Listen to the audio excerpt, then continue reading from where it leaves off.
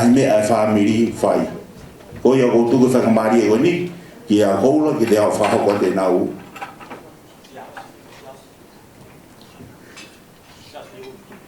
Charles, pass member koula ki tuku ati ati koe ki au whahoko ati mo tarunga.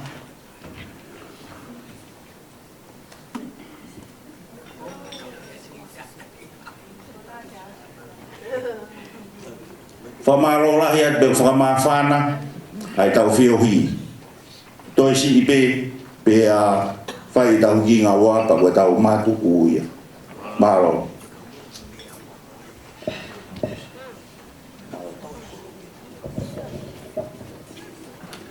Kore pe keu whakatulo wat.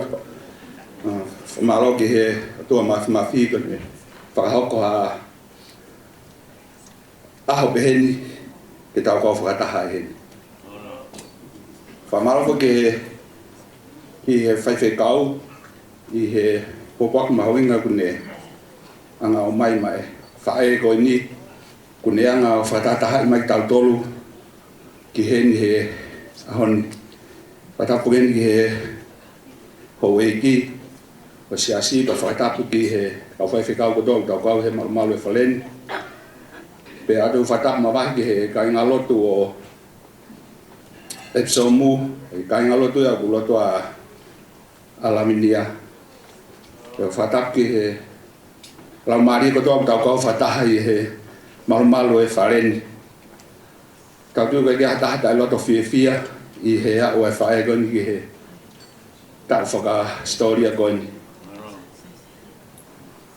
Ko tu pe muani ke whahakoto e family e taurunga e family tamai pa ko loto ke whafonga pe fineki atasia pe moe toni aha pa moe konga to family ai ku famalo ke he fotutu mahuinga kanu tau kau ia i he ahoni o wate ku o famu tala manuat ke lau mari ko tau kau whata i he e whiawhini me i he family tamai no kato malo ya pe malo ke pai pe ke fin ta lunga ke ha sisa Malo se hasi ai whikau ngā popoa ki pa moi popo ki he hange ko lau koe hoko i ngahi mea peheni o tau te wāo whiani. He ku tau he fufonua muri koe ni sisi e tai me tau whtau raki ai. Ka koe tau wheha aki pea whakamawhana ai furo e whekuri ngaki pea ku hoko ia koe mea ke te o mai ki tau tau ki tau te wāo whiani.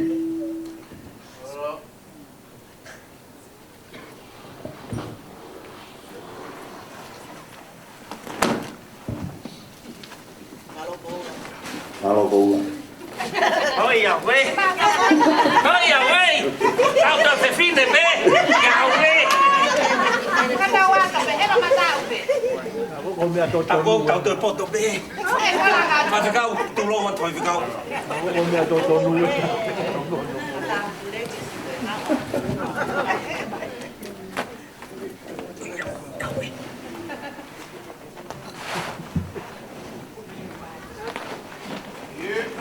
Maria! Aye be. Ugi padelu.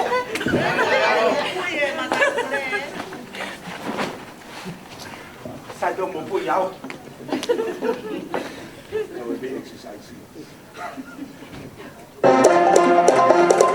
ki mua ko ke whai ai taunga ka taki ai whiwhine taunga ke alo ave ai tek te ki he ke alaminia malo ke te hoka te taunga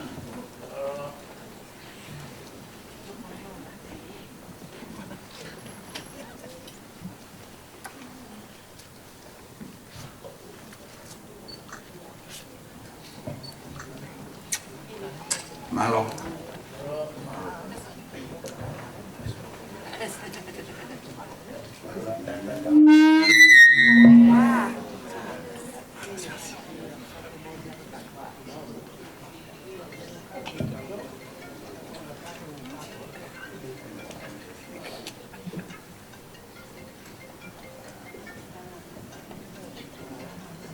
Malo Joyce.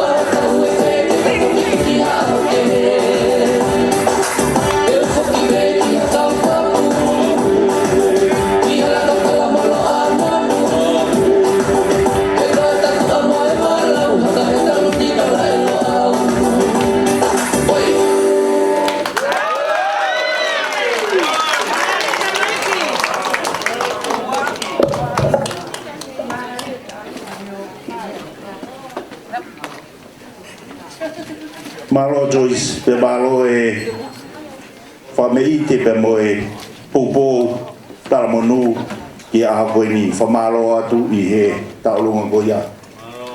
O kore ke tu ka sang mari e koe ni ki he